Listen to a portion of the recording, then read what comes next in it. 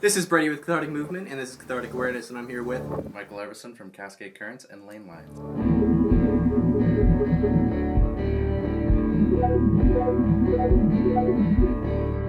Michael Everson. Hello. Hello, thanks for having me. Yeah, welcome to the Cathartic Awareness interview. Thank you. We have a game, it's called Cathartic Connection, and we have a sweet man here with many talents, and let's start with talking about you. Who are you? What do you do? You know, that's a great question. I write music. You know, I enjoy getting outdoors. I like, I like working. I really like focusing on my music, and I love going to shows and getting inspired as much as I can, and coming here and recording music with you. That's a good time. Can you tell the fans what you've been doing here at Cathartic Garden? Yeah, so far we've recorded an EP here. Still working on a full album.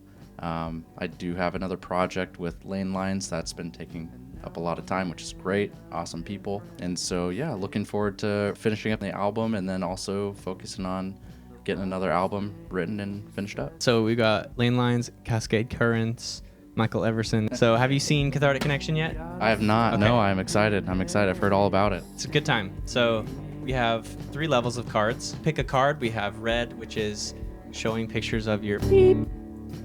Blue, Whoa. which is kind of in between, and then yellow is like first impressions. So pick a card and then Okay. set it off to the side. Go ahead and answer it as truthfully as you want to. Wow. And I will prompt you to answer deeper or tell you to stop talking. Cathartic Connection. That is awesome. You got Shrek'd. So a green card is an action card. Do I need to tell everyone about this? Yeah, go ahead and read it. Okay, not act out poker. a scene where you time travel to a different era or culture. Show your reactions to the unfamiliar surroundings using your body language. Wow. Wow. I just put you on the spot Wow. right off the bat. This is heavy. This is heavy. Okay. Another thing I have to point out is that chicken. You have to name him, Okay. and you can squeeze him if you want to pass. That is allowed. Oh, okay. No, that's good. Let's pass on that one. I'm going to name him Phil.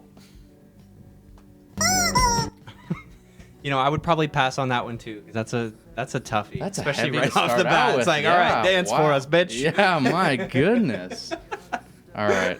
We'll go with which one's this first one here? So that looks to be yellow. You can tone it down a notch. Let's tone it down just a little bit. Maybe we'll come back to the card. Okay. If you had to survive a zombie apocalypse with 3 fictional characters, who would you choose and why? That's a great question. That's a great question. Michael Everson and team. Who would you choose?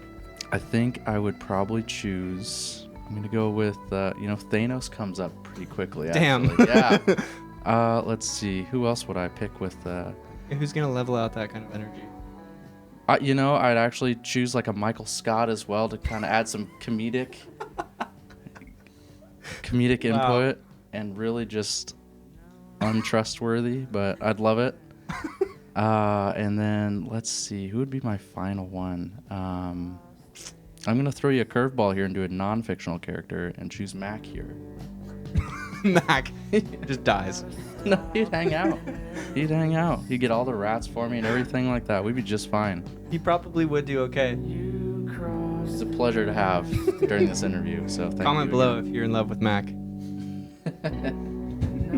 Cool. So that's how it goes. That's how we're gonna go with that. That's a good one. So I we got think it's Thanos, safe. Michael Scott, and Mac. Yeah. What a crowd. What a crowd. Honestly, very diverse. Very diverse. It's a diverse crowd. That's what we're looking for. Cool. Let's get into the next one. Let's fun. Let's try one of these red cards. Yeah. Let's get heavy. Oh wow. Describe a turning point in your life that involved a surreal or inexplicable event.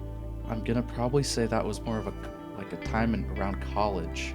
Okay. I was wasn't really sure what I wanted to do and stuff like that, and I really needed to focus on. I was playing a lot of music, but I was also working full time and going to school, and I think that's one of those situations where you get kind of overwhelmed and you're not really sure what you want to do.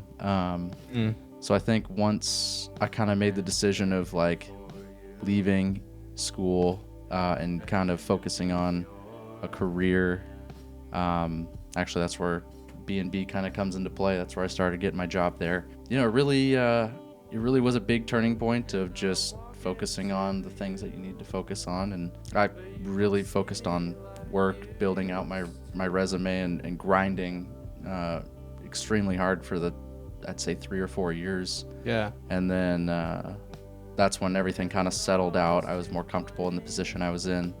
And then the music started to kind of come into play, which was really cool. So I'd say probably that. It was surreal in the sense that things can happen very quickly. Yeah. And blink of an eye, you're 4 or 5 years in and you're still there. And it's very interesting, but it was good. It was good. What would you go back and tell yourself with the knowledge you have now at that point? I would probably say kind of focus on the positives. The negatives are going to come no matter what. You kind of make the best of it where you can. Find an outlet that helps you express that. It's really cool that both you and I have music to express ourselves through. A, it's fun, but B, it also is very therapeutic. It's one of those things where, you still get out, like for myself, I get outdoors. I still kind of travel and stuff like that. Yeah. But really the music is where everything kind of hones in together and you can really express yourself in ways that you just generally can't. Tell us more about going outside and making music. What is that process like? Yeah, so it's the technology these days. It's really easy to get out and have a very mobile environment to at least record music. I mean, now our phones, you can record music and it sounds halfway decent. Yeah, our voice memos are awesome. But again, you're getting outside. You see things that you just generally don't see in the city or in the suburbs and stuff like that. We're really lucky to be close to the mountains and the outdoors. And so, just being able to get out there, get inspired by the things that you see. I mean, just recently, just getting out to the pass over in Snoqualmie, taking a forest road up for 15 miles and getting out of cell service and hearing nothing but birds chirping and water running and some wind. It's just one of those things that's really inspiring. You seem to know all the good spots. I do know all the good spots. Yes, I'd like to think so at least. But I think you do. The spot that we went to go take photos for your EP was very cool too. The more that I've been out in nature and in areas where there's not a lot of folks, you think a lot by yourself. You're lost in your thoughts, and it's good and bad at the same time. But honestly, it's very inspiring to really think about those things. Definitely healing, good and bad. Absolutely. Should we try another card? Yeah, let's go for it. Okay, I'm not gonna do this middle one. Natural. Avoid the Shrek card too. When was the last time you got love shivers? What is a love shiver? What's a love shiver to you?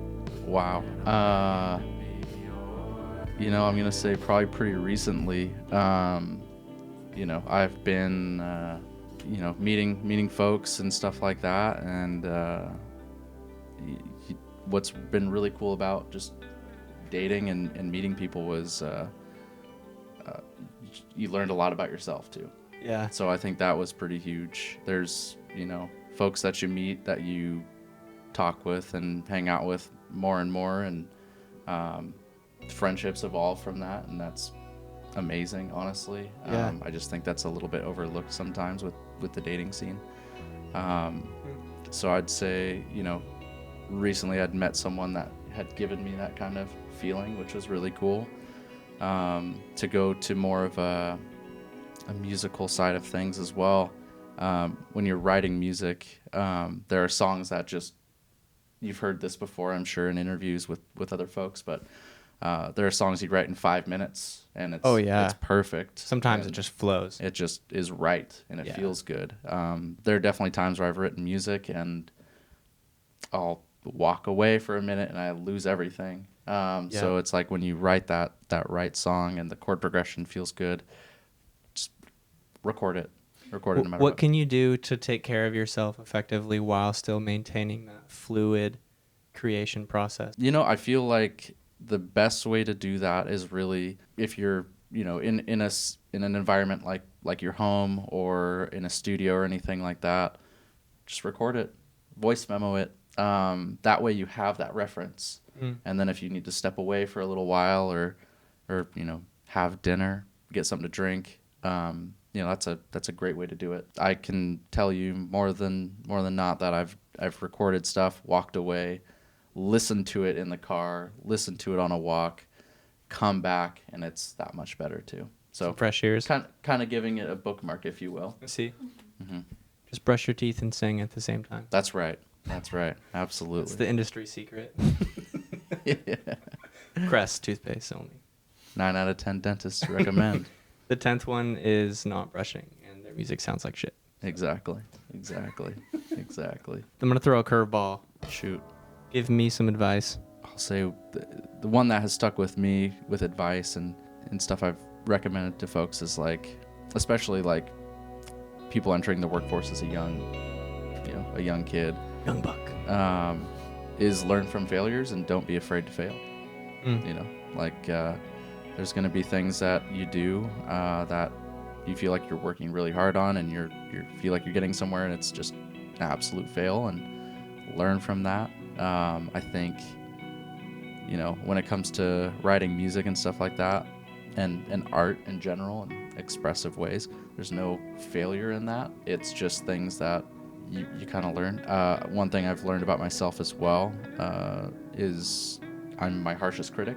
So I really may hate a song, or I don't like the way that it was written, but someone else may connect to that, and it's really cool. So I'd say don't be afraid to fail and just learn from those failures. That's great advice. If you were to perform anywhere, including non-stages, where would you perform?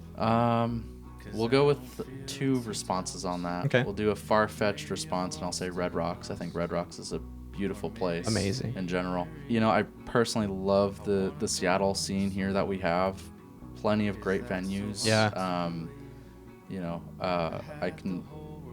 pretty sure every venue I've ever played with Lane Lines, I'd play there again. Barbosa is wonderful.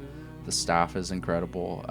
Sunset Tavern. Love Sunset Tavern. Another wonderful place. Madame Lou's was a very cool place as well. Madame Lou's is great. The Crocodile is probably one of my favorite venues here in Seattle. Yeah. And honestly, the more the Paramount. There's just so many beautiful venues here in the city that Neptune's sick. Yeah, exactly. We went and saw Mount Corby at Neptune, and that was a really cool experience. Oh yeah, it's awesome. The sound is amazing, and I can't imagine that the staff is any less than that. I'm sure it's amazing. So honestly, any venue in Seattle, I'd be more than happy to play. Red Rocks, if you're listening, get this man. Thank you. Let's pick another card. I will. What is your least favorite smell? Favorite. It's a 2-parter. Oh. Okay. That's tough. That's a tough question. Yeah. There's a lot of least favorite smells I got in here. Don't get stuck on that question too long. No, I won't. The morale high here. We can do a favorite, and I love a good, Foot. No. That might be my least favorite, actually. We'll go with that. The foot will be the least favorite. I may not. Just one foot. Just 1 foot. The other foot might be all right. Okay. I think a favorite was going to be honestly, the French bakery over by work. Oh, yeah. La Paredes. Exactly. That's exactly it. Place. It's wonderful. At 6 a.m., you just get pastries. You're an early riser. What time do you wake up in the morning? I wake up at 5. You. Yeah, and then I get to work about 6:30. So Nice. Yeah, it's a good time. How are the worms tasting? Oh, they're great. Early birds are getting the worms. So good. No, so Nice. good. Yeah. Have you ever eaten a worm before? Yes, actually. What was Yeah, that that's experience good. like? It's just like spaghetti. You just swallow it. I ate a worm and I had a bad experience. It made my stomach hurt really bad. Oh, you probably just had a bad one. Yeah, It's all bad good. worm. Mhm, Gotta get just the a good bad worms. one. You just gotta get good worms. Yeah. It's because I'm waking up too late. Exactly. Yeah. You're not having The early worms are the best worms. That's right. That's right. What did you have for dinner last night? I actually went to dinner with my dad. I went to Whistle Stop Ale House. Got a Ghost Rider burger. Had ghost pepper cheese on there. Oh shit! Pretty good. Yeah. Got some habaneros upstairs if you're interested. I am interested. Really? Damn. Sure. Will you eat one on camera? Are they actual peppers? I have habanero peppers. Oh my god. We'll grab one for later. Okay. So we can cut if we need to. Stick around to see if Michael eats habanero on camera. Thanks. So, let's talk about trauma. Okay. All right, let's talk about it. Michael's a special one. He's switching it all up on us. We've got habaneros. We've got. This is a perfect one for Brady. Jesus actually. Christ, those are huge. Look at those seeds. I think I need mine cut in half. No, this is great. Probably less seeds. Less seeds. Yeah. I'm gonna fucking die. This is gonna be so hot. All right. Well, cheers. Someday it will all be just fine. That's really good. Good flavor. It is hot. I feel it. Not as bad as I thought it was gonna be. Give it a minute. Okay. I think we should double down. I'm willing to No. I'm good. Maybe after. No. Maybe after. So I'm growing habaneros in the backyard. I'll take another. come on back. I know, bitch. All right. Go for it. All right, so I'm growing habaneros They're great. in the backyard. I really Um, need you to say these things. Yeah, I told you the spice kind of comes later. at first it's like really sweet, like a cherry, and then it just fucking explodes in my mouth. Do you have a high spice tolerance? I've eaten a Carolina Reaper before. Okay. Yeah, that's good. Tell us about your spice history. Pretty high as well. You spicy guy? Spicy? Oh yeah, absolutely. Michael Everson, everybody. Spicy guy. Well, just legit spice, but yeah. Oh, sorry, I thought we were talking about love shivers. We can talk about that later. Okay. Let's get back on track. Okay. All right, Michael, we got our last question. This one might put you in a pretzel. It might split your eyes into 7. It might make your nose drip. Wow. You ready for it? That's cool. Will you marry me? Yes. Perfect. I didn't even think. What is the most significant album you've ever heard? I'm gonna go with Elsie by the Horrible Crows. It's probably one of my favorite albums all the way through. Down below. I haven't heard it. It's right here. Tell me about why you chose it. You chose fast. Have you been preparing for this question? No. Well, yes. Yes and no. Okay. My friend and I, we talk about music all the time. Me? Yes. I'm your friend. Absolutely, you are. Yes. Absolutely, you are. My own one and only, and my husband now. So. Yeah. No. It's one of those albums where it really just hit hard from the first listen. I think the album's from 2011 or 2012, by Brian Fallon from the Gaslight Anthem and Ian Perkins' guitar tech. They wrote one album, that was it, and all the way through, recommendations would be probably Black Betty and the Moon and Behold the Hurricane. Those are 2 songs that are just unbelievable. They really hit emotionally and musically as well.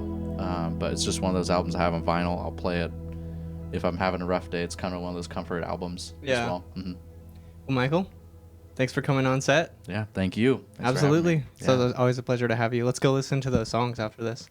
Okay, let's do it. All right, guys. Thanks for watching. Thank you.